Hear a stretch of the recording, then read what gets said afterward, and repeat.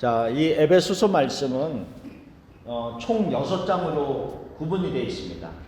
근데 우리가 처음에 공부할 때도 그 말씀을 드렸지만 1장에서부터 3장까지는 어떤 진리의 말씀, 교리적인 말씀을 가지고 설명을 하고 있습니다. 그래서 1장에서 3장까지는 교리적인 말씀으로 이야기를 했다면 4장에서 6장까지는 생활에 대한 이야기를 하고 있습니다. 그래서 우리가 다시 지금 나눠드린 말씀을 보면은 이 4장에서 6장까지의 타이틀을 제가 뭐라고 썼냐면 부르심을 받은 일에 합당하게 행하라 라고 하는 타이틀을 써놨습니다. 그것이 물론 4장 1절에 있는 말씀입니다.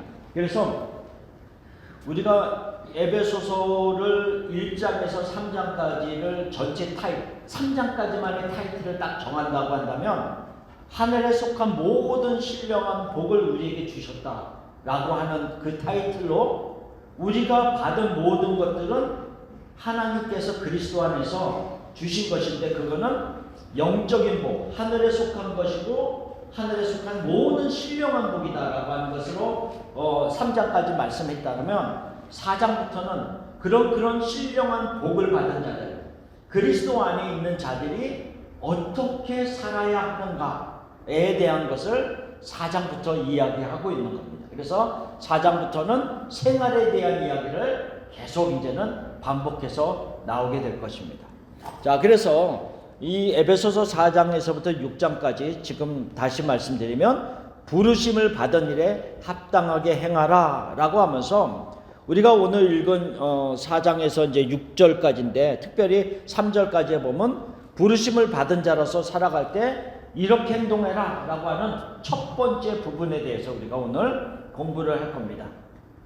그러기 위해서는 하나님께서 우리를 부르셨는데 어떠한 모습으로 부르셨는가 라고 하는 것을 3장까지 공부하면서 우리가 이야기했습니다. 어떤 모습으로 부르셔서 우리가 에클레시아라고 하는 교회에 대한 이야기를 하면서 하나님께서 이 세상에 있는 마귀에게 속하여 있는 우리를 불러내셨다 그랬어요.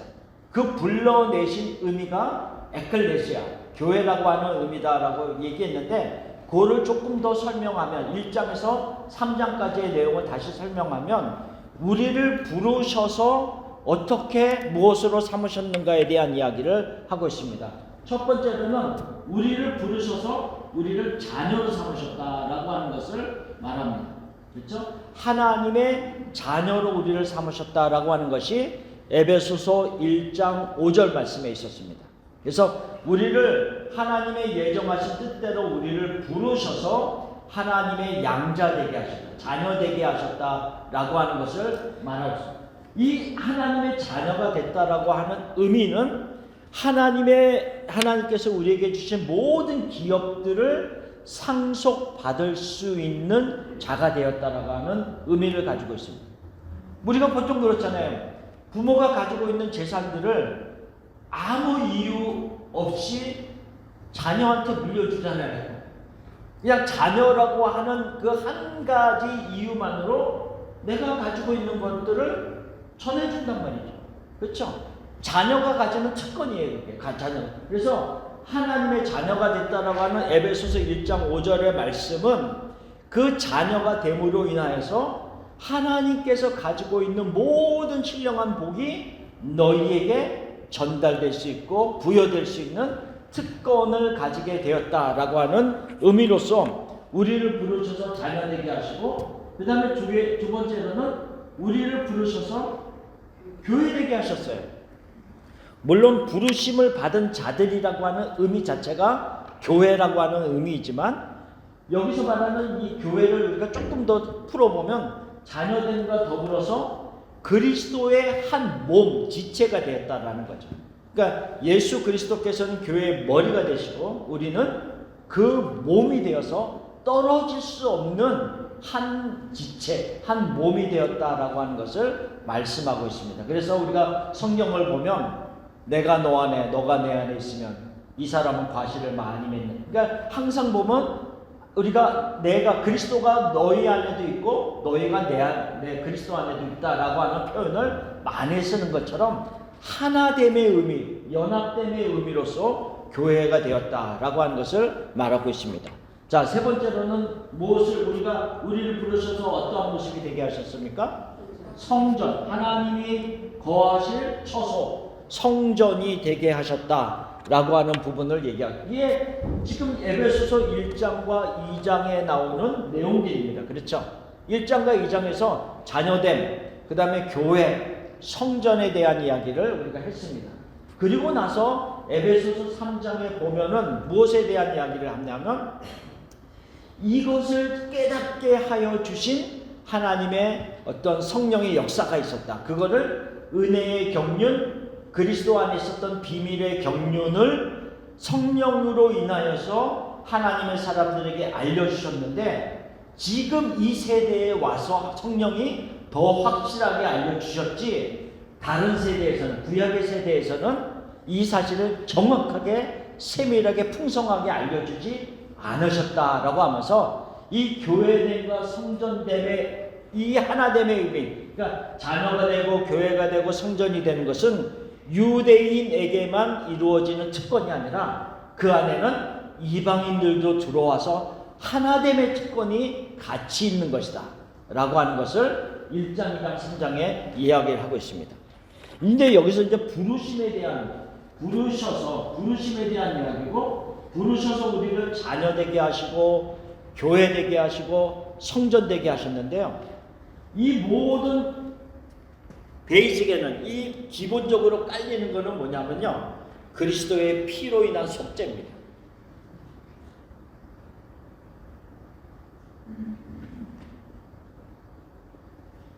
그러니까 예수 그리스도의 피 흘림이 없으면 자녀됨과 교회됨과 성전됨이 이루어질 수가 없는 일이에요.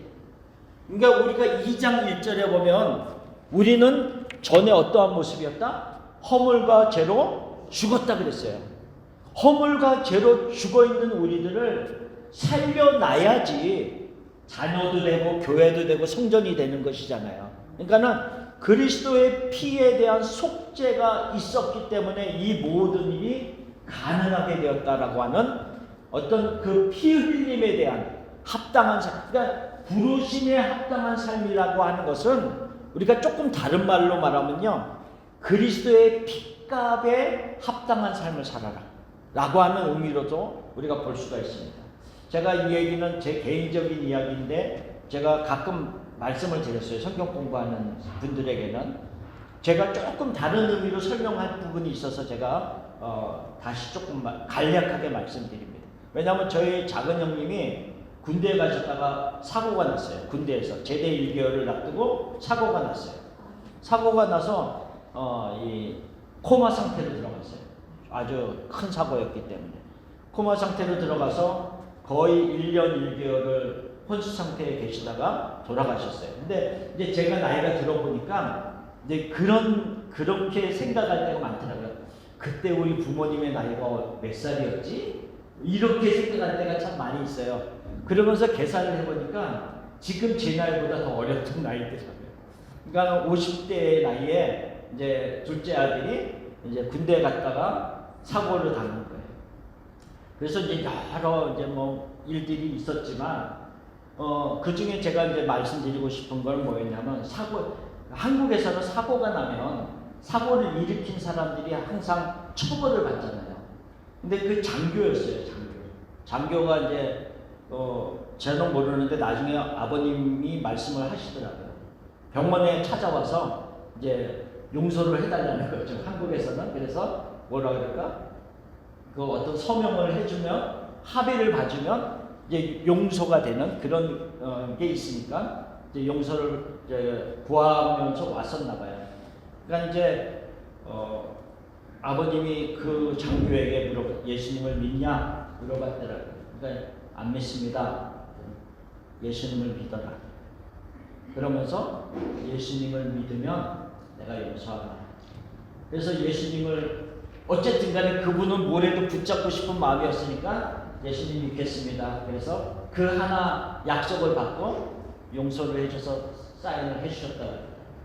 그러고 나서 이제는 뭐 사건이 지나갔어요. 제가 지금 말씀드리려고 하는 포인트는 뭐냐면, 그 사건보다도 제가 이제 나이가 그때는 제가 고등학생 2학년 때였어요. 그러면서 나이가 조금 들면서 가끔 가다가 제가 그 장교를 위해서 기도할 때가 있어요. 매일은 아니지만 가끔 생각날 때 그 장교를 위해서 제가 기도해요. 뭐라고 기도하냐? 하나님, 그분이 어떤 사람인지 저는 한 번도 본 적은 없지만 어느 곳에 있는지 모르지만 예수님 잘 믿게 해주세요. 제가 기도해요. 왜냐하면 그분이 예수님을 잘 믿으면 나의 형님의 죽음이 아깝지 않을 것 같아요. 물론 마음은 아팠지만 그래도 그 죽음으로 인해서 한 생명이 예수님을 잘 믿는 결과가 왔다면 그나마 감사한 받아들임이 있다라는 생각이 들었기 때문에 가끔 생각날 때마다 그분을 위해서 기도했어요. 예수님 잘 믿게 해주세요. 근데 저는 그 일을 통해서 마찬가지라는 생각이 드는 거예요. 왜냐하면 예수님이 우리를 위해서 피를 흘려서 죽으셨어요. 근데 예수님이 나를 위해서 피를 흘리셨는데, 우리 각자를 위해서 피를 흘려서 죽으셨는데, 예수님이 우리의 삶을 보면서 예수님을 잘 믿는, 하나님 안에서 잘 거하는 모습으로 살아갈 때 예수님이 내 죽음이 헛되지 않구나, 그런 마음을 갖지 않겠어요? 내 죽음이 참 필요했구나 이러면서 그 모습이 부르심에 합당한 삶의 모습이고 예수님의 빚값에 합당한 자의 모습이다. 그런 모습으로 살아갈 때 내 죽음이 헛되지 않았구나 라고 하는 그런 마음을 가지겠구나라는 생각을 가져봤습니다. 마찬가지라는 거죠. 지금 우리가 에베소서 4장에서부터 이제 나누는 어떠한 삶을 살아야 된다라고 하는 그 삶은 단순히 우리가 그냥 종교적인 기독교인으로서 이렇게 살아야지, 단순히 이런 얘기가 아니라 그리스도의 핏값에 합당한 자의 삶이라는 것은 무엇인가에 대한 이야기를 하고 있다는 거죠. 우리가 이 생각을 가지면서 에베소서 4장 말씀을 하나씩 보겠습니다. 자, 그러면서 우리는 하나님이 부르셨습니다. 그러니까 창세전에 예정하신 하나님께서 우리를 부르셔서 자녀되게 하시고 교회되게 하시고 성전이 되게 하셨습니다. 근데 이 로마서 8장 28절 우리가 너무나도 잘 아는 말씀이죠. 그거 적어놓은 걸 한번 읽어봅시다. 우리가 알거니와 하나님을 사랑하는 자 곧 그의 뜻대로 부르심을 입은 자들에게는 모든 것이 합력하여 선을 이루느니라. 자, 하나님께서 부르셨어요. 근데 여기서 뭐라 그랬어요? 하나님을 사랑하는 자. 그렇죠? 하나님을 사랑하는 자가 곧 누구냐? 그의 뜻대로, 하나님의 뜻대로 부르심을 입은 자들이다 라고 하는 말씀을 하고 있습니다. 우리를 다 부르셨어요. 하나님의 뜻에 따라서 우리를 부르셨어요. 그렇죠? 교회 되게 하시고 성전 되게 하시고 하나님의 자녀 되게 하셨어요. 그런 우리들에게 일어나는 여러 가지 일들이 너무 많이 있잖아요. 모든 것을 합력해서 하나님이 이루시는 선이 있다라고 얘기했습니다. 우리가 전에부터 저랑 공부한 분들은 이 로마서 8장 말씀을 계속 들었어요. 근데 나중에 다시 또 필요하면 설명을 하겠지만, 여기서 말하는 선이라고 하는 것을 잠깐 다시 설명하면, 선이라고 하는 것은 내가 봤을 때 좋게 마무리되는 것이 선이 아닙니다. 그러니까는 내가 너무 힘들었는데 그 문제가 해결됐어, 이 의미가 선이 아니라는 거죠. 여기서 말하는 선이라고 하는 아가도스라고 하는 말의 선은 세 가지 의미가 있다고 했어요. 하나는 진짜 착한, 좋다, 굿이라고 하는 선이 있고요. 두 번째는 어떤 선이 있냐면 excellent하다, 너무 뛰어나다라고 하는 선이 의미가 있어요. 그러니까 예수님이 나사렛에서 그렇게 선한 것이 날 수 있겠느냐라고 얘기했을 때 그 선은 뭐냐면 나사렛에서 그 뛰어난 자 메시아가 날 수 있겠느냐라고 하는 선이에요. 세 번째로 로마서 8장 28절에 나오는 선이라고 하는 것은 유익하다라고 하는 말이에요. 유익한 선. 그러니까 어떤 목적을 달성하기 위해서 유익한 것. 그렇죠. 그래서 제가 맨날 이제 예를 들어서 제가 어떤 것을 글씨를 쓸 때는 이렇게 쓰는 펜이 유익하단 말이죠. 그렇죠? 그 목적에 합당한 것을 말하는. 그러니까 로마서 8장 28절에서 말하는 선은 그 다음에 29절 30절에 나오는 목적이 있어요. 그 아들의 형상을 담게 하기 위하여. 그러니까 예수님을 담는 선이에요. 예수님을 담는 선. 내가 당한 고난, 내가 공부하는 이 말씀을 공부하는 이 모든 것, 내가 예배하는 것, 기도하는 것, 이 모든 것들을 통하여서, 고난도 마찬가지고, 이 모든 것들을 통하여서 내가 예수님을 한 걸음 한 걸음 더 닮아가게 되는 상황이 된다면 그것은 선이라고 하는 거죠. 근데 내가 아무리 고난을 당해도 예수님을 닮아가는 일에 그것이 내가 쓰여지지 않는다라고 하면 합력하여 선을 이룬다라고 말할 수 없어요. 그러니까 이 로마서 8장 28절의 선이라는 것은 부르심을 받은 모든 자들을 하나님께서 그들을 통하여서 이루어 가시는 선이 있다는 거예요. 그게 뭐냐? 결국은 예수님을 닮아가는 거예요. 자, 부르심을 입은 자들은 자녀가 되었고 교회가 되었고 하나님의 거하실 성전이 되었어요. 이 자들을 그냥 그 상태로 내버려 두는 것이 아니라 끌어가시는 거죠. 끌어가시는데 어디로? 하나님의 형상을 회복하고 예수 그리스도를 닮아가는 모습으로 되도록 우리를 이끌어 가심이 선이다라고 하는 것을 말씀하고 있습니다. 그러면 이 하나님의 자녀가 되었고 교회가 되었고 성전이 된 우리들이 어떻게 살아가는 것이 합당한 삶의 모습인가라고 하는 것을 먼저 얘기합시다. 그러면 그것을 자 1절 말씀을 제가 다시 읽어드리겠습니다. 4장 1절 그러므로 주 안에서 갇힌 내가 너희를 권하노니 너희가 부르심을 받은 일에 합당하게 행하여. 그러니까 부르심을 받은 일에 합당하게 행하는 것이 무엇이냐 하면 첫 번째로 2절에 모든 겸손과 온유로 하라라고 얘기하고 있습니다. 모든 겸손과 온유로 하라. 자, 그러면 이 프린트물을 보면 겸손과 온유는 무엇이다 그랬어요?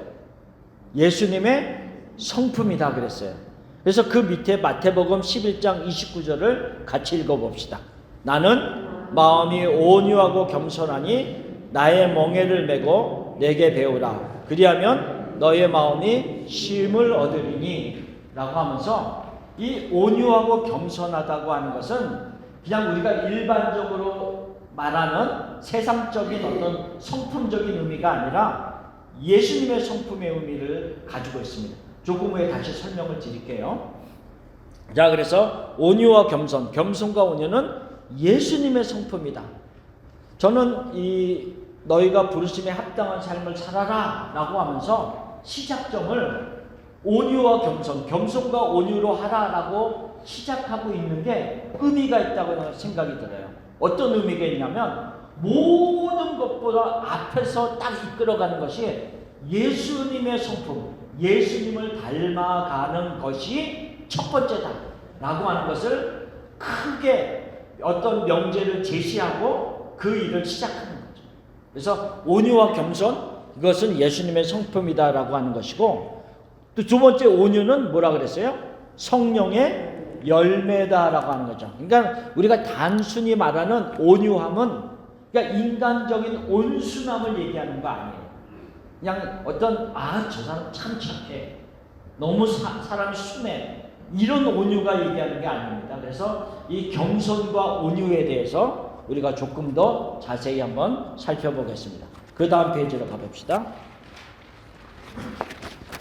자, 그 다음 페이지에 보면 겸손에 대한 이야기를 우리가 이제 공부를 먼저 하겠습니다. 성경에서 말하고 있는 겸손의 의미는 무엇인가라고 하는 거죠. 겸손. 이 겸손이라고 하는 헬라어가 타페이노 프로스네입니다. 타페이노 프로스네. 이것은 낮아짐, 겸손함, 이런 의미를 가지고 있습니다. 그러니까 성경에서 말하고 있는 겸손이라고 하는 의미는 내가 저 사람과 나와를 어떤 사람과의 비교를 통해서 저 사람은 굉장히 많은 것을 가지고 있는데 나는 조금밖에 가지고 있지 않아. 그래서 낮아지는 그런 의미가 아니라는 거예요. 겸손은 저 사람은 돈이 너무 많아. 아니면 저 사람은 학벌이 너무 좋아. 아니면 뭐 이 세상에서 비교할 수 있는 것으로 저 사람과 나를 비교해서 나는 저 사람보다는 낮은 모습이야. 이거는 성경 여기서 말하는 겸손의 의미가 아닙니다. 겸손은 항상 여기 성경에서 말하는 이 겸손은 누구랑 비교한다고요? 예수님과의 비교를 얘기하는 거예요. 예수님과. 그래서 타페이노프로스네라고 하는 이 헬라어는 예수님과의 비교해서 그는 창조주이시고 그는 모든 것에 만왕의 왕이시고 만주의 주이시고 능력이 한이 없으신 그 예수님과 나를 비교했을 때 나의 모습이 피조물이고 능력이 한이 없고 진짜 내가 주님 앞에서 낮아질 수밖에 없는 존재입니다를 깨닫는, 나의 정체성을 깨닫는 것. 나는 죄인입니다 라고 하는 깨닫음이 있는 것이 겸손이다. 그런 깨달음이 있는 자들이 어떻게 하겠어요? 그러면 전적으로 주님을 의지하게 되죠. 그런 의미를 가지고 있어요. 그거를 구약에서 말하는 히브리어에는 아나라고 하는 말이 있어요. 아나. 이 아나라고 하는 말은 의미가 뭐냐면 괴롭게 한다, 훈련한다, 겸손케 한다, 낮춘다라고 하는 의미를 가지고 있습니다. 우리가 신명기 8장 2절에서 3절을 써놨는데요. 이거는 한번 찾아서 봅시다. 신명기 8장 말씀. 제가 가끔 계속 말씀하는 구절인데요. 오늘 또 필요해서 제가 말씀을 드리려고 합니다. 자, 신명기 8장 2절과 3절의 말씀입니다.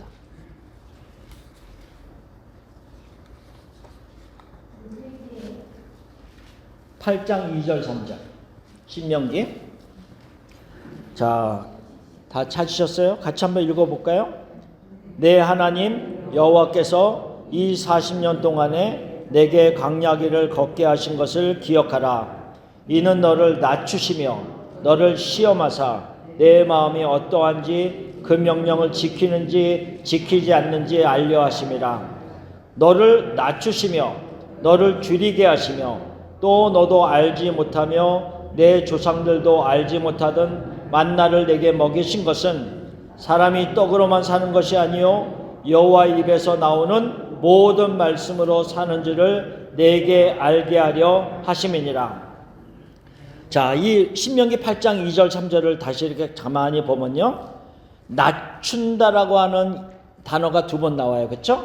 너를 낮추시며, 그 다음에 3절에서도 너를 낮춘다. 이 낮춘다라고 하는 아나라고 하는 말은 겸손하다, 겸손하게 만든다라고 하는 의미다라고 지금 말씀하고 있습니다. 자, 그러면서 2절에도 그렇고 3절에도 끝부분에 뭐라고 얘기하냐면 하나님이 그 일을 통해서 우리에게 알려주시고자 하는 것이 있었다라고 얘기하고 있어요. 너를 낮춰서 알려주고 싶은 것이 있었다. 너를 낮춰서 알려주고 싶은 것이 있었다라고 반복해서 이야기를 하고 있습니다. 그러면서 2절에서는 너를 낮추셔서 시험을 했다 그랬어요. 그래서 너 마음이 그런지 안 그런지를 시험하고자 한 것이 있었고, 또 너를 낮추셔서 또 알게 하신 것이 있었는데 3절에서는 무엇을 얘기하고 있냐면 사람이 떡으로만 사는 것이 아니라 여호와의 입에서 나오는 말씀으로 사는 것을 너희에게 알게 하려 하심이라 이 얘기했어요. 자, 이 말의 의미는 뭐냐면요, 이 낮춘다라고 하는 아나가 단순히 우리를 훈련하고 그냥 겸손하게 만든다라는 의미가 아니라 이 단어적인 어떤 해석을 조금 더 들어가면 무슨 의미가 있냐면 내 안에 그러니까 나를 하나님의 자녀로 교회로 성전으로 부르셔서 세웠지만 내 안에는 계속 죄성이 남아있잖아요. 죄의 습성들이 남아있잖아요. 그 남아있는 내 안에 끊임없이 남아있는 그러한 것들을 하나님이 그냥 내버려 두시는 것이 아니라 끊임없이 나를 훈련시키셔서 내 안에 있는 잘못된 것들을 버리게 하시고 내 안에 하나님이 원하는 것들을 채워넣으시는 그런 의미가 아나의 의미예요. 우리를 훈련시키는 의미가 그렇다는 거예요. 그래서 여기 3절에서는 무엇을 얘기했냐면 우리는 세상을 살면서 이 세상의 것들, 물질적인 것들, 세상의 떡, 어떤 음식, 내가 풍요로움만 있으면 나는 살 수 있어. 이렇게 생각하며 살아가는 많은 삶의 모습들이 그게 아니야 라고 하는 것들을 통해서 자꾸 이 물질을 의지하려고 하는 것들을 끄집어내시고 여호와의 말씀으로 살 수 있다 라고 하는 것을 우리 안에 채워 넣으시려고 하는 것이 우리를 낮추시는 의미예요. 우리를 겸손하게 만드는 의미가 우리를 합력해서 선을 이루려고 하는 의미가 그것이라는 거예요. 내가 이 세상의 것이 전부라고 살아가고 있었는데 말씀을 알아가면 알아갈수록 그게 아니구나 라는 것을 깨닫게 하는 것이 겸손, 아나라고 하는 의미를 가지고 있습니다. 자, 이 신명기 8장의 말씀인데요. 이스라엘 백성들이 애굽에서 나왔어요. 그렇죠? 애굽에서 나와서 광야의 길을 걸어간단 말이죠. 광야의 길을 걸어갈 때 이들이 많은 것을 누리고 있었나요?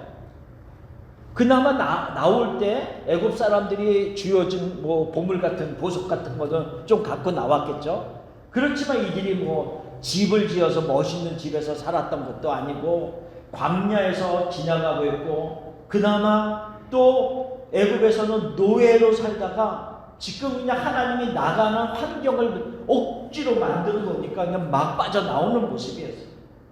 그러면서 광야를 지나가고 있는데 무엇을 더 낮아짐이 필요하느냐, 그렇죠? 세상적으로 보면 뭐가 더 낮아짐이 필요해요?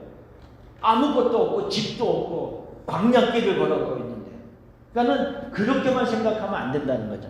이 낮아짐의 의미는 끊임없이 이 지금 이스라엘 백성들 애굽에서는 떠났지만 아직도 애굽의 것들로 가득 차 있는 이 마음을 하나님이 비우시려고 하는 거예요. 그게 아나, 겸손감. 그래서 이스라엘 백성들이 어려움을 당할 때마다 뭐라 그랬어요? 애굽에 있었을 때는 우리가 먹을 수 있었는데, 애굽에 있었을 때는 이것도 있었고 저것도 있었는데, 어려움만 생기면 애굽 하잖아요. 왜? 애굽에 있는 것들이 가득 차 있습니다. 하다못해 시내산에서 모세가 올라가서 안 내려오니까 그들이 만들어 놓은 게 뭐였어요? 금송아지. 그게 애굽에서 본 거예요. 애굽에서 있었던 신 중에 하나가 송아지 신이거든요. 금송아지. 그걸 만들어 놓고 이게 우리를 인도하는 신이다. 그러면서 그들이 춤을 추면서 기뻐했어요. 그렇죠?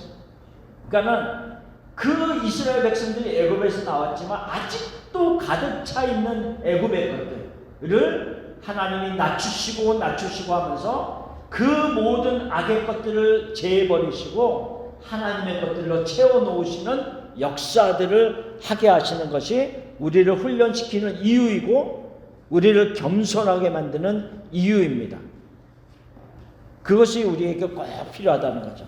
그래서 우리가 이 세상의 것들을 가지고 전부인 것처럼 살다가 하나씩 그것들이 없어질 때 비로소 하나님을 찾을 수도 있고, 아니면 이 세상의 것들을 누리는 속에서도 내가 말씀을 깨닫게 되면서 그 진리의 말씀이 얼마나 중요하다는 것을 알아서 내가 하나님 앞에 더 나아가는 모습으로 살아갈 수 있는, 사람의 각양의 환경은 다 다릅니다. 그러나 중요한 것은 이 세상에서의 떡으로만 사는 것이 아니라 하나님의 입에서 나오는 말씀으로 살아가는 것이 진정한 생명의 삶이다라고 하는 것을 이야기한다는 거죠. 근데 우리가 지금 열왕기 하를 우리가 쭉 보는데 그 왕들이 이 세상의 어떤 그 풍요로움을 위해서 그거를 추구하고 달려가는 모든 자들의 삶의 마지막은 다 어떻게 돼요? 그 풍요로움마저 빼앗기게 됩니다.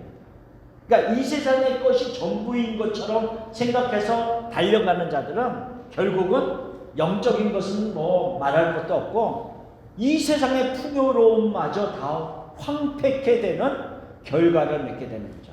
그 이유가 뭘까요? 왜 하나님은 왜 그들에게 그런 아픔을 줄까요?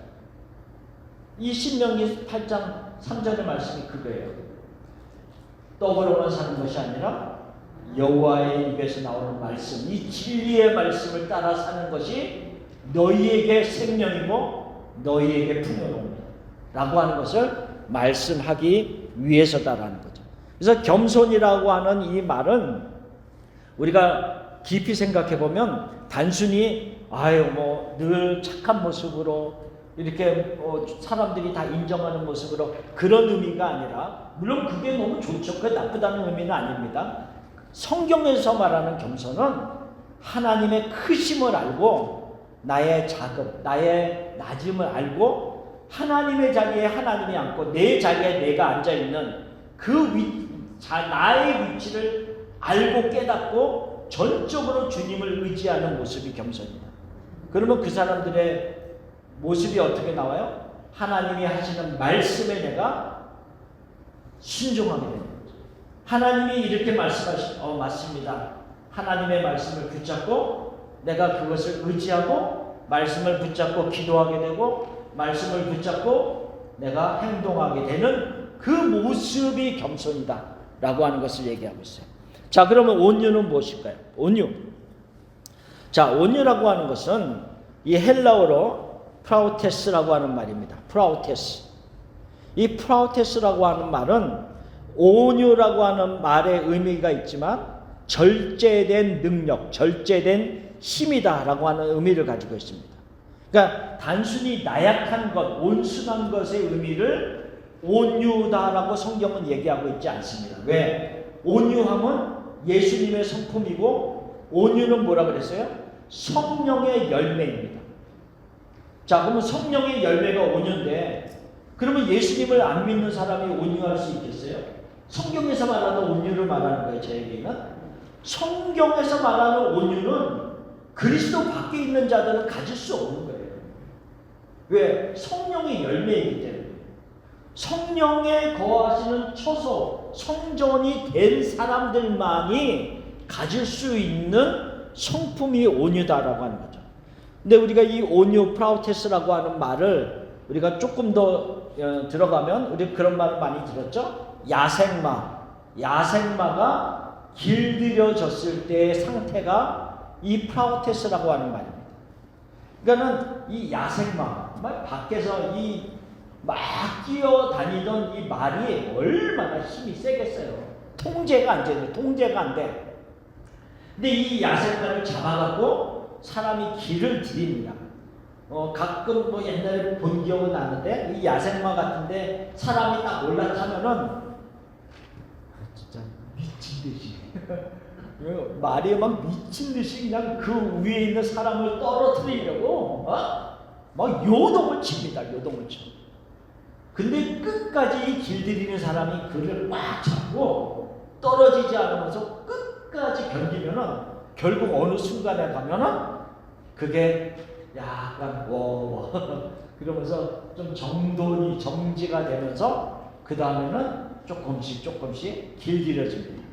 그러면 길들여진 상태의 말은 야생마가 길들여졌단 말이죠. 그러면 그 야생마가 힘이 없나요? 아니죠. 힘은 동일하게 있죠. 엄청나게 잘 달릴 수 있는 힘은 여전히 갖고 있어요. 달라진 거는 뭐냐면 그 힘이 누군가에 의해서 통제되고 있어요. 그러니까 온유라고 하는 말의 의미는 뭐냐면 우리가 가지고 있는 어떤 능력들이 주님으로부터 통제를 받고 있을 때 온유라는 거죠. 그러니까 내가 가지고 있는 어떤 성품적인 것, 내가 가지고 있는 어떤 능력적인 것이 내 마음대로 쓸 수 있는 그 모습은 온유가 아니라는 거죠. 하나님의 주권 속에서 주님이 말씀하시면 제가 그렇게 하겠습니다 라고 하는 것이 겸손이지만 그 겸손에서 나오는 능력이 온유다라는 거죠. 그래서 겸손과 온유는 그래서 합쳐져 있는 겁니다.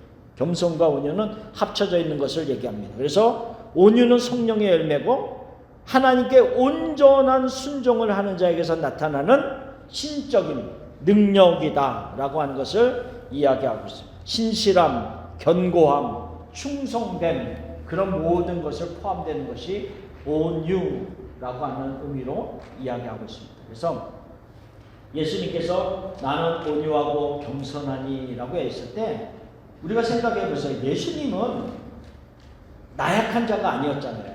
그렇죠? 온순한 모습도 있었지만 뭐 예를 들어서 이제 그 나병 환자 같은 경우에는 그 몸을 터치하면서 공감하면서 그의 아픔을 공감하면서 그를 품어주는 따뜻함이 있었지만 그 따뜻함만 있었던 것이 아니라 그를 낫게 할 수 있는 능력도 있었고 바람과 바다를 잔잔하게 만들 수 있는 능력도 있었고 오병이어를 통하여서 5,000명 이상을 먹일 수 있는 능력도 그에게 있었다는 거죠. 그렇죠? 그러니까 온유라고 하는 것은 이 어떤 그 따뜻함, 공감하는 마음 이것만 있는 것이 아니라 그리스도의 능력이 같이 나타나는 그런 모습이라는 거죠. 그래서 우리들에게도 사실은 그런 능력들이 있습니다. 그래서 온유한 자를 우리가 생각할 때 무엇을 생각할 수 있냐면 와, 저 사람이 저런 어려움이 있음에도 불구하고 꾸준히 믿음의 길을 걸어가는 그 능력. 이거는 보통 능력이 아닙니다. 사실 우리가 그거를 쉽게 보기도 하지만 사실은 그 삶이 힘들고 어려워서 많은 사람이 봤을 때 믿음의 길을 갈 수 있을까? 라고 하는 그 심한 어려움을 당하고 있음에도 불구하고 그 길을 꾸준히 한 걸음 한 걸음 걸어가는 것도 능력이다. 그게 온유함이다. 라고 하는 한 부분에 대한 이야기를 하는 겁니다. 자, 그래서 우리는 하나님으로부터 이런 온유와 겸손의 능력을 받았습니다. 그래서 합당하게 행하라 라고 했을 때 먼저 처음에는 어떤 모습으로 행하라? 겸손과 온유로 행하라 라고 하는 예수님의 마음을 닮아서 행하라 라고 하는 것을 이야기하고 있어요. 자, 두 번째, 우리가 어떠한 모습으로 살아야 되는지에 대한 이야기를 합니다. 서로 용납하라 라고 하는 얘기를 합니다. 서로 용납하라. 자, 어떠한 모습으로 용납하라고요? 오래 참음과 사랑으로 서로 용납하라 라고 하는 말씀을 합니다. 오래 참음과 사랑으로 서로 용납하라. 자, 아까도 우리가 에베소서 2장 1절 말씀을 얘기하고 있지만 지금 에베소 성도들에게 편지를 쓰고 있어요. 감옥에 갇혀 있는 사도 바울이 에베소 성도들에게 편지를 쓰고 있습니다. 편지를 쓰고 있는데 그들은 이방인이었어요. 그렇죠? 교회 안에서 물론 에베소 교회뿐 아니라 그 인근에 있는 교회들에게도 같이 회랑 서신으로 보내고 있는 서신이에요. 그리고 이 말씀은 기록되어져서 우리에게까지 전달이 되었어요. 그렇죠? 우리에게까지 전달됐다. 그러면 우리가 생각해 봅시다. 교회 그 당시에 교회 공동체 안에는 유대인도 있었고 이방인도 있었어요. 유대인도 있었고 이방인도 있었는데 그들 모두는 다 허물과 죄로 죽었던 사람들이었어요. 허물과 죄로 죽었던 자들이었는데 그리스도의 핏값으로 그들은 속죄함을 받아서 그들 유대인들도 이방인들도 하나님의 자녀가 되었고 예수님의 몸된 지체인 교회가 되었고 하나님이 거하실 처소 성전이 되었어요. 그럼에도 불구하고 그들은 허물과 죄로 죽었던 그 상태에서 살아났지만 죄의 습성은 아직도 남아있어서 아직도 우리의 삶을 살아가는 데 있어서 그것이 너무 잘 드러나는 모습이라는 거죠. 그러한 자들이 모여있는 교회란 말이죠. 그 죄의 습성들이 아직도 많이 드러나고 있는 사람들이 모여있는 교회예요. 그러니 용납하는 일이 얼마나 필요하겠어요. 그렇죠? 내가 오래 참으면서 또 사랑, 예수님이 나에게 준 사랑을 내가 생각하면서 다른 영혼들을 용납해야 될 모습이 얼마나 교회 안에서 필요하겠냐는 거죠. 내가 다른 사람들만 용납하는 게 아니라 다른 사람도 그러한 마음으로 나를 용납하고 있을 거란 말이죠. 그러니까는 사도 바울이 지금 그래서 얘기하는 거예요. 유대인과 이방인이 한 교회라고 하는 공동체에 같이 들어와서 살아가고 있는데 어찌 부딪힘이 없겠냐는 거죠. 옛날에는 완전히 원수처럼 생각하고 사람처럼 생각도 안 하던 이방인이 교회 안에 들어온단 말이죠. 환영을 하겠냔 말이죠. 처음에 그렇게 쉬운 일이 아니라는 거죠. 그러니까 우리가 미국 안에서도 그렇잖아요. 백인의 교회에 흑인이 들어왔을 때, 자기와 다른 인종의 사람들이 들어왔을 때, 지금은 자연스럽게 섞이는 그런 교회들이 많이 생겨나고 있지만, 아직도 미국의 어느 지역에서는 아직도 백인 위주로만, 다른 인종들은 쉽게 받아들이지 못하는 교회도 있을 수 있다. 우리가 그렇게 짐작할 수 있잖아요. 마찬가지로. 그러면 우리가 뭐 그런 사람들만 생각하는 것이 아니라, 우리가 같은 언어를 쓰고 같은 피부색을 가진 우리들이 모여있는 이 좋은 비전 교회 안에서도 얼마든지 내가 용납하는 일이 필요한 경우가 많이 일어날 수 있어요. 저절로 그냥 막 사랑이 넘쳐나고 저절로 막 용납이 돼, 이런 모습이 아니라, 그런 사람도 있지만 그렇지 않은 사람도 있다. 자, 누가복음 19장에 보면 예수님께서 비유로 들면서 이런 말씀을 하셨어요. 무슨 말씀을 하셨냐면, 스스로 의롭다라고 여기는 사람이 있었다. 바리새인이죠. 그 사람이 어디를 들어가면서 기도하러 들어갔어요? 성전에 들어갔어요. 그렇죠? 성전에 들어가서 기도를 하는데, 성전에 들어가서 기도하려는데 저 구석에 누가 있었어요? 세리가 가슴을 치면서 기도하고 있었어요. 가슴을 치면서 기도하고 있었어요.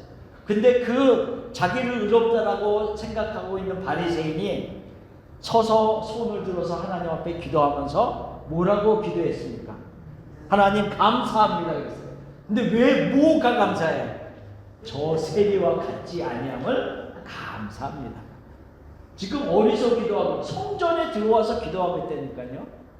성전에 들어와서 기도하고 있는 그 경건하다라고 말하는 바리새인이 감사하는 내용이 뭐냐면, 저 세리와 같지 아니함을 감사하나이다. 그 안에도 뭐가 있었어요? 차별이 있었고, 구별됨이 있었고, 무시하는 것이 있었고, 다 있었다. 그렇죠? 마찬가지. 그러니까는 이 우리가 한 교회 안에서 부르심을 받은 우리들이지만, 우리 안에도 사실은 그런 마음들이 얼마든지 일어날 수 있는 공동체다. 왜? 내가 허물과 죄로 죽었던 자였기 때문에. 다른 사람은 일단 떠나고 내가 그만큼 죄성이 있는 사람이기 때문에. 네. 근데 그렇게 비슷한 사람들이 모여 있으니 얼마나 교회 안에서도 문제가 일어날 수 있겠느냐. 그러니 오래 참고, 그러니 그리스도의 사랑을 너가 깊이 깨달은 만큼 그것을 가지고 용납하라 라고 하는 말을 하고 있습니다. 자, 그 네모 박스에 보면 용납이라고 하는 단어에 대해서 조금 설명을 하고 있습니다. 헬라어가 뭐라 그랬어요? 아네코마이라고 했어요. 아네코마이. 자, 아네코마이라고 하는 이 헬라어는 견디다라고 하는 말이에요. 참다, 인정하다라고 하는 말을 가지고 있습니다. 그러니까는 이 용납이라고 하는 말은 단순히 그냥 쉽게 받아들여지는 것을 이야기하는 게 아니에요. 쉽게 받아들여져서 그 영혼을 내가 그냥 그냥 쉽게 품는 의미가 아니라 인내하고 참아내는 것을 의미하는 거예요. 용납한다는 것은 뭐라고요? 계속 견디는 것을 의미하고 온유함에서 나오는 믿음의 행동이다 라고 하는 것을 얘기해요. 그러니까 용납한다는 것은 쉽게 이루어지는 것이 아니라고 하는 것을 이야기하고 있습니다. 견디는 것이죠. 견디는 것. 어떤 힘으로 견디라고요? 온유함에서. 자, 아까 온유함이 뭐라 그랬어요? 절제된 능력. 하나님이 통제하셔서 하나님의 말씀에, 하나님의 이끄심에 순종하는 힘, 그게 능력이거든요. 온유는. 그 온유함에서 나오는 행동이 용납이다. 자, 빌립보서 4장 13절에 우리가 잘 아는 말씀 있죠. 내게 능력 주시는 자 안에서 내가 모든 것을 할 수 있는 일. 아멘? 진짜요? 다시 질문할게요. 내게 능력 주시는 자 안에서, 예수 그리스도 안에서 내게 능력 주시는 자 안에서 내가 모든 것을, 그 안에 뭐가 있어요? 용납이 있고 온유함이 있고 용서가 있고 이런 게 모든 것을 할 수 있는 거예요. 그렇죠? 그러니까 사도 바울이 빌립보서에서 그 말씀을 할 때는 내가 가난에 처해든지 부하든지 내가 어떠한 상황에 처하든지 간에 나는 그리스도 예수 안에서 만족한다. 감당할 수 있다. 라고. 이게 쉬운 일은 아니라는 거죠. 용납한다라는 것이 저절로 이루어지는 쉬운 일이 아니라는 거예요. 그래서 그 다음에 뭐라고 얘기를 하고 있냐면, 물론 세 번째 조금 이따 얘기하겠지만 성령께서 하나 되게 하신 것을 힘써 지키는 모습이 우리에게 있어야 된다 라는 것을 용납의 다른 버전으로 우리에게 얘기하고 있어요. 자, 어쨌든 간에 그 세 번째를 얘기하기 전에 그 위에 있는 말씀 에베소서 4장 32절을 같이 읽어봅시다. 서로 친절하게 하며 불쌍히 여기며 서로 용서하기를 하나님이 그리스도 안에서 너희를 용서하신가 같이 하라. 자, 예수님께서 너희를 어떻게 용서하셨는지를 잘 생각하면서 그 용서를 받은 자답게 다른 사람들도 용서하라. 이렇게 얘기하는 거예요. 골로새서 3장 13절도 읽어봅시다. 누가 누구에게 불만이 있거든 서로 용납하여 피차 용서하되 주께서 너희를 용서하신 것 같이 너희도 그리하고. 우리가 옛날에 부르던 CCM 찬양이 있어요. 기도할 수 있는데, 그쵸? 왜 걱정하십니까? 거꾸로 하면 어떻게 돼요? 걱정할 수 있는데 왜 기도하십니까? 옛날에 대학생 때 우리 후배가 그렇게 거꾸로 부르면서 지나가던 그 장난스러운 그 노래가 아직도 잊혀지지가 않아요. 거꾸로 딱 했는데 의미가 걱정할 수 있는데 왜 기도하지? 근데 기도할 수 있는데 또 왜 걱정하지? 물론 그게 우리의 마음의 걱정이라는 것은 감정적인 거라서 계속 올라오지만 그러기 때문에 계속 기도의 자리로 나갈 수 있는 도구는 될 수가 있어요. 그 의미예요. 뭐냐면 여기서 지금 에베소서 4장과 골로새서 3장을 통해서 우리가 다른 영혼들을, 예를 들면 내가 다른 영혼들을 용서해 주는 만큼 여러분들이 그리스도에게서 용서를 받으십시오. 아멘이요? 자, 무슨 말인가 다시 잘 들으세요. 잘 들으세요. 내가 다른 사람을 용서한 만큼 예수님이 여러분들을 용서하시기를 바랍니다.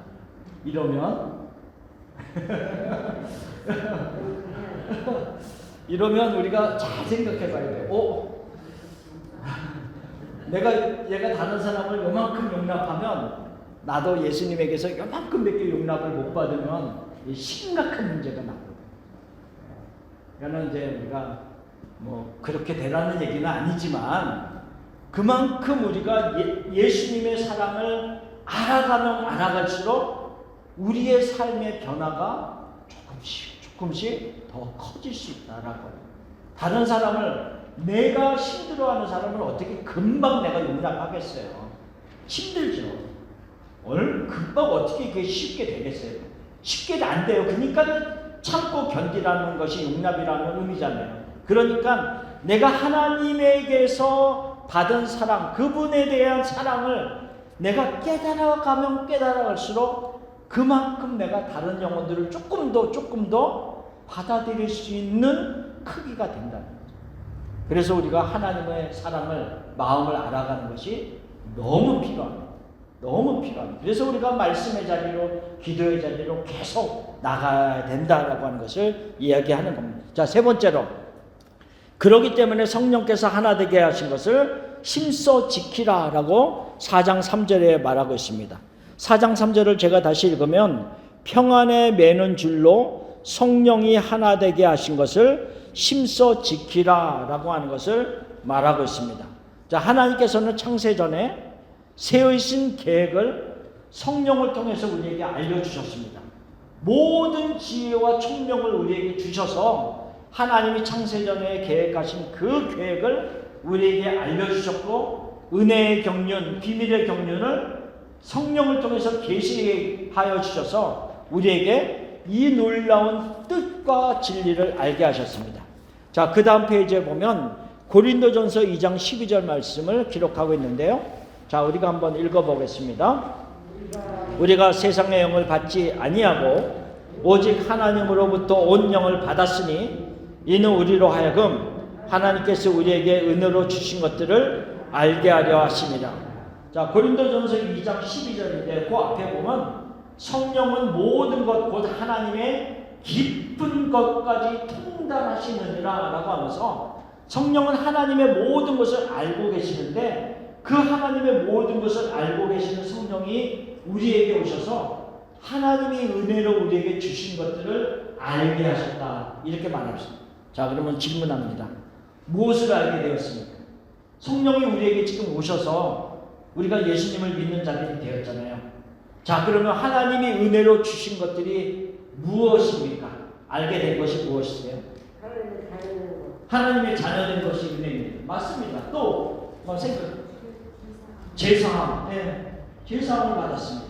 또 우리가 은혜로 받은 게 무엇일까요? 영생. 네, 네. 뭐요? 잘 안 들려요. 멀리 있는 분들은 조그맣게 얘기하면 잘 안 들려요. 어쨌든 그런 거. 자, 하나님이 나에게 은혜로 주신 것들을 지금 우리 각자가 크게 얘기는 안 했어도 이제 속삭이면서 말한 것들이 있단 말이죠. 말한 것들이 있단 말이죠. 그 알게 된 것은 우리의 지혜로 알 수 있는 것들이 아니라는 거예요.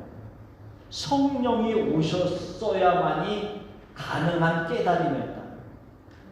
그러니까 우리가 그렇게 은혜로 주신 것들이 무엇인가라고 했을 때 영생이고 자녀가 되었고 속죄함을 받았고 하나님의 피로 우리가 은혜의 보좌 앞에 담대히 나아갈 수 있는 사람들이 되었고 구원을 받아 하는 모든 것들, 우리 속에서 지금 이야기하는 그 모든 것들은 성령이 나에게 오셨기 때문에 알 수 있었던 것이다 라고 하는 것을 이야기하고 있는 거예요. 그렇죠? 성령이 그렇게 우리를 그리스도 안에서 깨닫게 하여 주시고 유대인과 이방인들을 한 가족이 되도록 묶어주셨어요. 유대인의 입장에서 보면 우리도 이방인이에요. 그렇죠?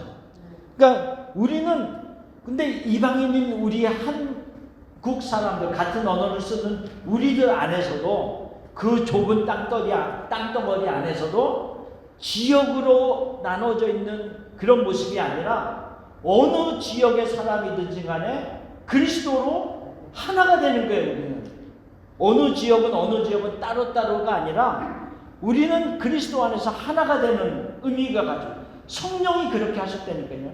같은 가족이 되게 하셨다니까요. 그러면 이 성령이 만들어 놓으신, 이미 성령이 우리를 하나 되게 만들어 놓으셨어요.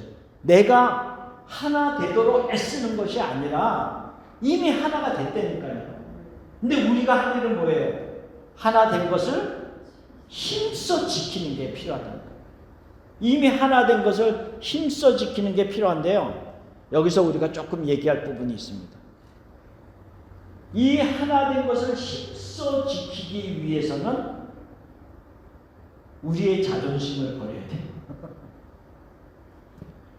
내 자존심을 지키려고 하는 게 우선순위가 아니라 성령이 하나 되게 하신 것을 지키는 것이 우선순위예요. 근데 우리가 신앙생활을 하다 보면 우리의 자존심이 건드려지는 일들이 많이 일어나요. 많이 일어나요. 그것 때문에 속이 상하고요. 그것 때문에 섭섭하고요. 그것 때문에 분열되고요. 마음이 합해지지 아니할 때가 너무나도 많습니다. 내가 마지막 지키려고 하는 내 자존심, 이것만은 내가 허물 수 없어 라고 하는 것들이 각자가 있어요. 근데 신앙생활은요, 그것까지 허물어져야 돼요. 그것까지 허물어져야 비로소 예수님의 성품이 그를 통하여 나타나는 것이에요. 그것을 만들려고 하나님이 아까 신명기 8장에 너를 낮추시며 하는 얘기를 하는 거예요. 나를 낮춰놔야지 내가 살아가는 것이 내가 이 세상의 떡이 아니라 하나님의 말씀으로 살아가는 것을 알게 된다는 거예요. 그래서 우리의 우선순위는 내 마지막 이 자존심 지키는 것이 아니다. 제가 이렇게 말씀드리려고 하는 이유는 한국 남자들이 다 여자 남자뿐 아니라 저도 그냥 자존심이 굉장히 센 사람이에요. 예. 그렇게 자존심 가질 만한 별것도 없는데도 뭘 그렇게 자존심 하나 지켜보려고 애를 쓰는지. 근데 하나님이요, 이 어떤 사역을 하고 말씀 훈련을 하면서요, 그가 별거 봤지? 그러면서 하나씩 다 무너지게 하는데 그거를 하면서 깨닫는 거예요. 하나님, 그런 게 있어요. 이렇게 하면서 하나님, 이 환경 속에서 하나님이 내가 마지막 지키려고 하는 요 자존심 놓게 하시는군요. 그거 깨달아진다니까요. 그래서 하나님이 원하시는 대로 하세요. 낮추시면서 결국은 뭐가 되는지 아십니까? 낮추시면서 가장 낮은 자리로 내려가면 그게 빌립보서 2장에 나오는 예수님의 모습이에요. 가장 낮은 자리 십자가까지 내려갔더니 하나님이 그를 높이시잖아요. 그러니까 높인다라는 것은 세상적인 높이를 우리는 생각하지 말고 우리가 가장 낮아졌을 때 결국은 하나님의 말씀으로 내가 다시 살아나는 것이 높아지는 거예요. 그 모습이 있는 게 우리들의 모습이에요. 그 모습이 있을 때 성령이 하나 되게 하신 것을 힘써 지킬 수 있는 거예요. 근데 내가 내 자존심을 끝까지 지키려고 하면 내 안에 평안이 없어져요. 내 안에 평안이 없는데 다른 사람과 어떻게 묶이는데 같은 평안을 유지할 수 있겠어요? 그렇죠? 그래서 평안에 매는 줄로 성령이 하나 되게 하신 것을 힘써 지키라. 자, 우리가 이런 도표가 있어요. 삼각형의 도표가 있는데 이 맨 위에는 하나님이다. 그리고 여기는 각자 나, 그리고 다른 사람이 있다라고 생각합니다. 여기는 다른 사람은 어떤 누구든 상관없어요. 우리가 생각해 봅시다. 아니면 유대인과 이방인 이렇게 생각할 수도 있죠. 나와 다른 사람은 아주 먼 상태란 말이죠. 그런데 내가 하나님에 가까이 가고 이 영혼도 하나님께 가까이 가면 우리들의 사이는 점점 가까워진다니까요. 그러니까 내가 하나님과 화목하게 되고 다른 영혼도 하나님과 화목하게 되면서 결국은 하나님과 더 가까이 되어지고 하나님과 더욱 평안을 누리게 되면 다른 사람과도 평안을 유지할 수 있는 것이 영적인 원리예요. 영적인 원리. 그래서 평안에 매는 줄로 하나가 되는 거예요.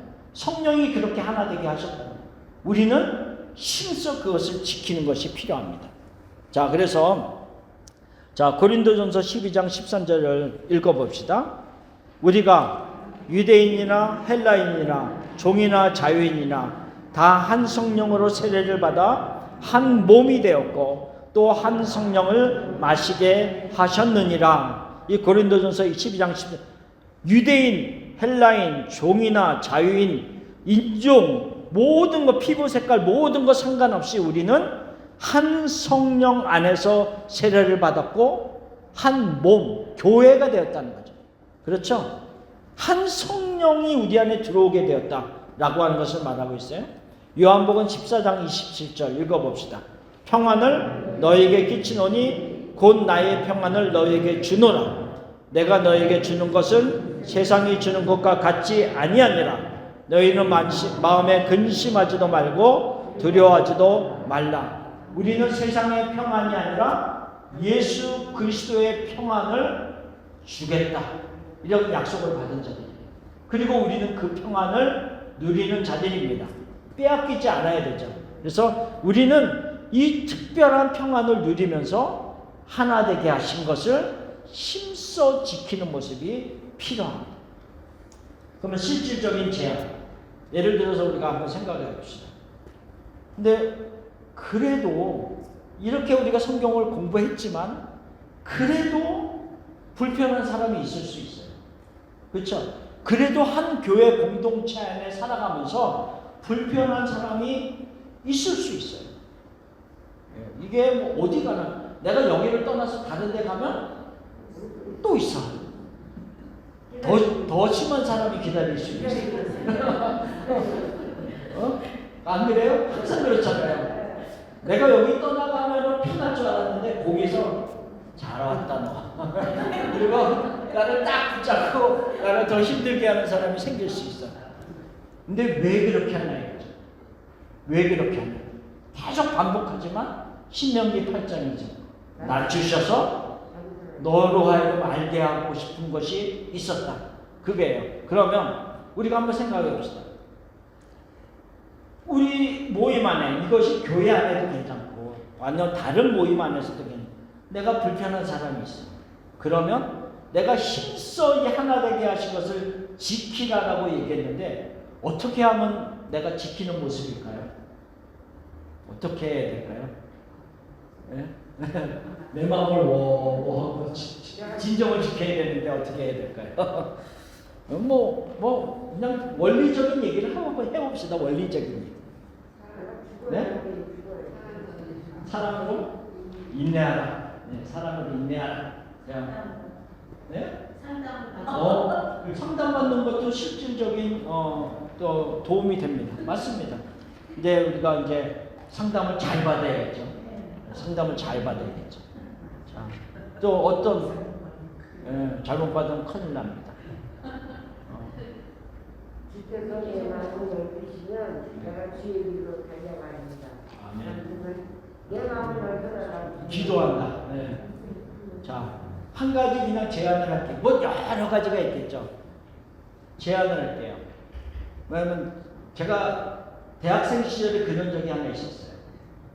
같은 교회 공동체 안에 한 사람이 조금 약간 거스리는, 막 이렇게 사이가 아주 나쁜 사이는 아닌데 거스리는 사람이 하나 있었어요. 교회 안에. 그래서 제가 그때 그 영혼의 이름을 부르면서 기도하기 시작했어요.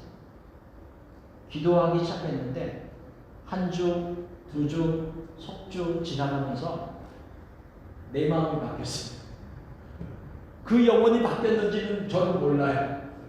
예, 저는 몰라요. 그 영혼이 바뀌었는지는 모르는데 그 사람의 이름을 부르면서 기도하면서 내 마음이 바뀌어요. 내 마음이 바뀌어요. 그러면서 그 영혼을 편안하게 평안에 매는 줄로 이렇게 하나됨 같이 대할 수 있는 모습으로 바뀌었어요. 저는 그래서 하나의 제안을 합니다. 혹시 어느 모임에서 아니면 우리 교회 공동체 안에서 어느 곳에서든지 만약에 불편한 사람이 있으면 첫 번째, 그 사람의 이름을 부르면서 기도하십시오. 내 싫은 사람은 이름 부르고 싶지 않아요. 솔직히 우리들의 마음은 싫은 사람은 이름도 부르고 싶지 않아요. 네, 생각하고 싶지도 않아요. 더 싫어요. 네, 근데 우리가 힘써 지키라라고 얘기했잖아요. 하나님이 힘써 지키라. 그러니까 이름을 부르고 싶지 않으면 하나님은 다 아십니다. 하나님 그 사람. 이렇게라도 기도하기 시작하세요. 그러다 보면 이름도 부르게 되고 그 사람을 위해서 축복하는 기도도 하게 되고 한 걸음 한 걸음 나아가게 됩니다. 왜 저희가 이런 이야기를 하냐면 하나님의 부르심에 합당한 삶의 모습이 무엇이다. 그리고 이 부르심에 합당한 삶은 다른 말로 말하면 그리스도의 핏값으로 너를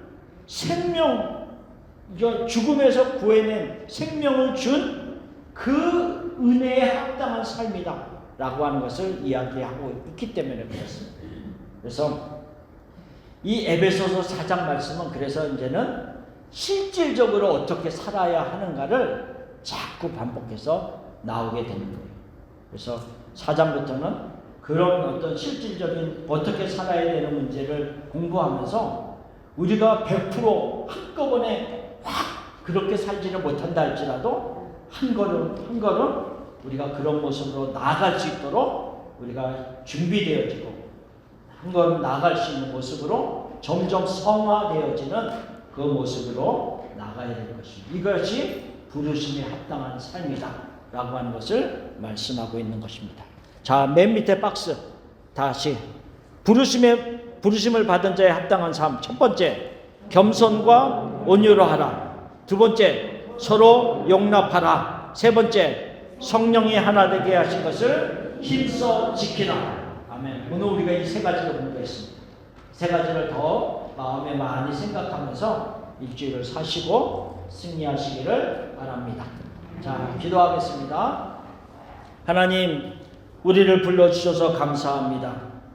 우리가 세상 가운데 머물러 있지 아니하고 또한 마귀에게 속한 자로서 머물러 있지 아니하고 우리를 불러내셔서 그리스도 안에 머물게 하시고 교회 되게 하시고 하나님의 자녀 되게 하시고 하나님의 거하시는 처소 성전이 되게 하신 것을 감사합니다.